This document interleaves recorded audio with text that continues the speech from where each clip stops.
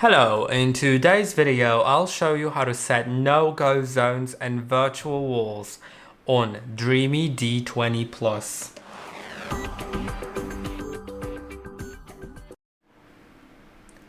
In order to do it, you can click on the map editing button right here.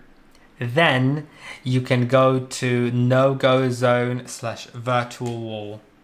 Let's click on OK, and now we have three different options. There's a virtual wall, no-go zone, and no-mop zone. Let's do virtual wall first. The robot will not go past that wall, which means if you have some places where you don't want the robot to go into, you can just create a wall like that, and the robot won't cross the wall. If the wall is too short though, it will try to go just over the wall, so around the wall, so make sure you set it properly, and that's how you do a virtual wall.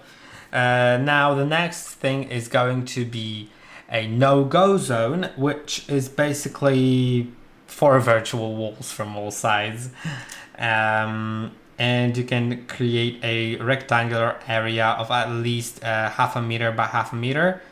And now the robot won't go in there.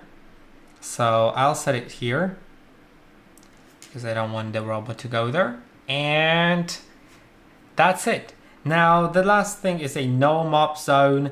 That's especially useful for carpets when you don't want the robot to go somewhere if it's mopping. And since the robot unfortunately doesn't lift the mop, it's unable to do that because it has a static mop. It means that if you run a mopping task, then the robot won't go there, and if you run just vacuuming, then it will go there. And that's it. So I'll save it now, and that's it. I hope that this video was helpful. Don't forget to like and subscribe, and I'll see you in the next one.